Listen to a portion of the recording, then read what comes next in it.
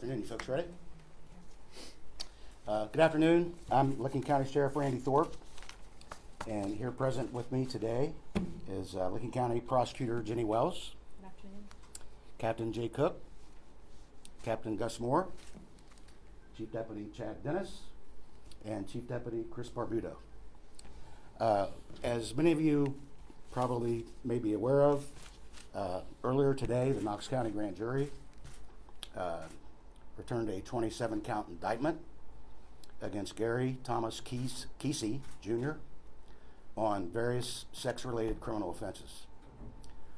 I would just like to talk a little bit about the investigation, the process.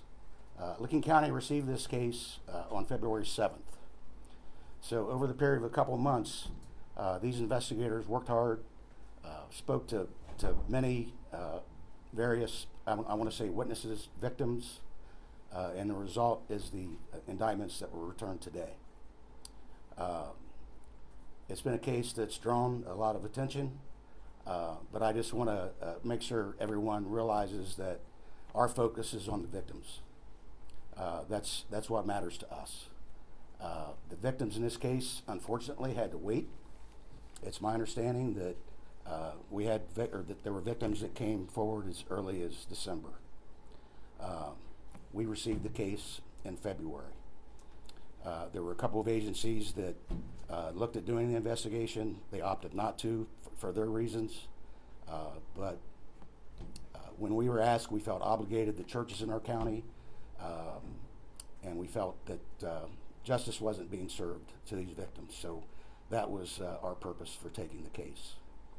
As for the indictments and the breakdown of that, I'll let Jenny Wells speak to that. Thank you, Sheriff. Good afternoon. Thanks everybody for coming here today.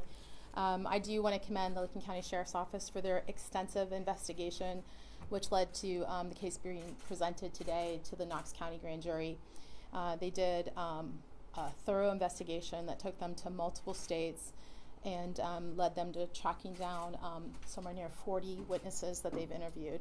And this case is far from over at this point, but as the sheriff said, it was time for us to move forward with the information we had at this time and present the case.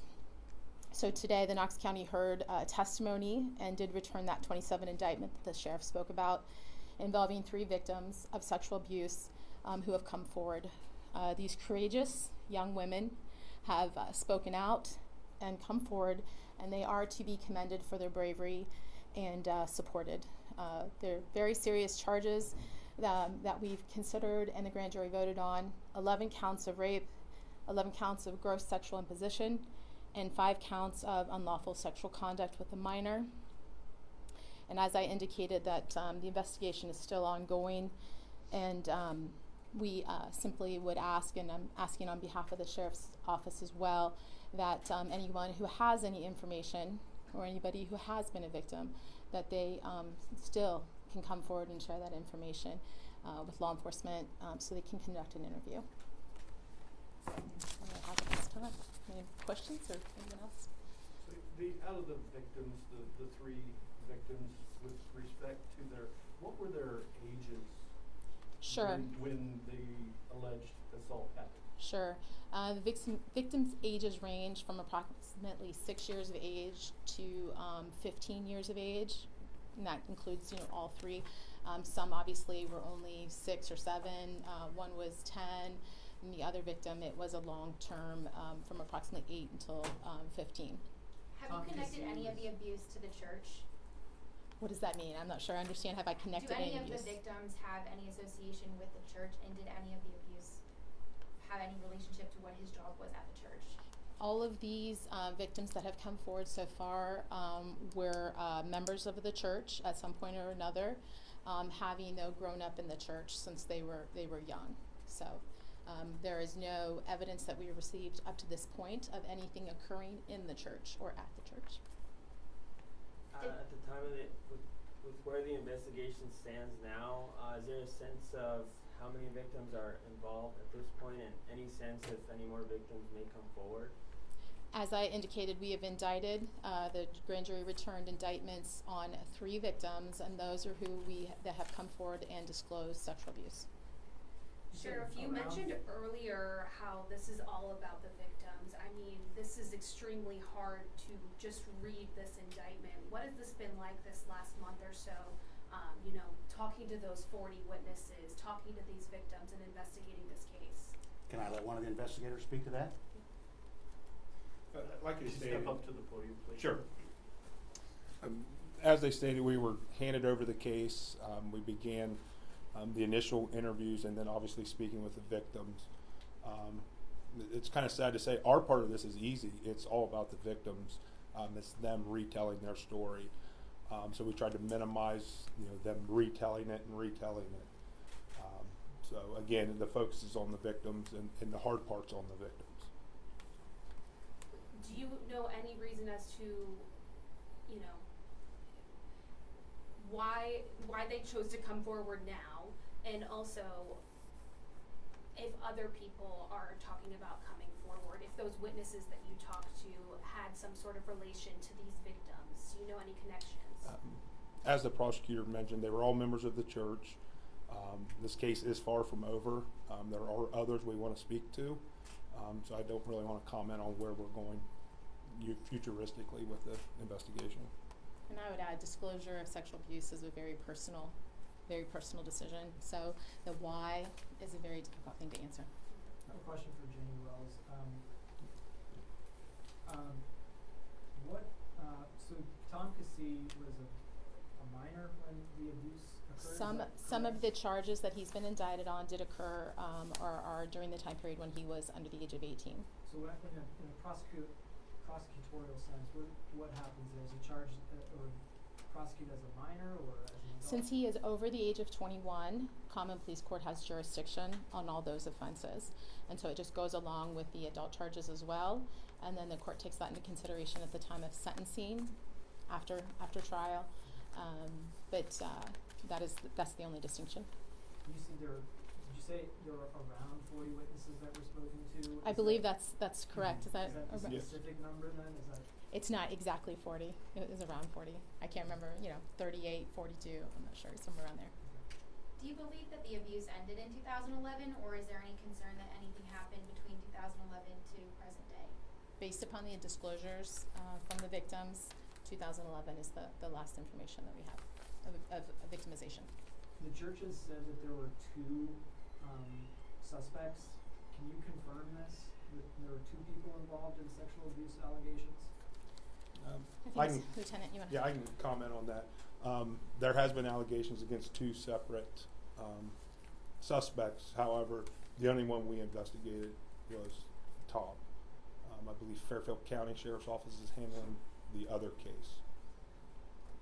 Fairfield County is Based upon the information that was disclosed, that the acts occurred in Fairfield County. Can you Under talk sexual about? abuse. Oh, I'm sorry. Can you talk about how his role at the church did it give him any access to these victims, and did his role at the church have anything to do with how he was able to victimize these women? So I'm going to indicate kind of what my general thought is on sharing information, that the case will be tried in court and the evidence will be disclosed in the courtroom. I think based upon the disclosures from these young ladies, that his role in the church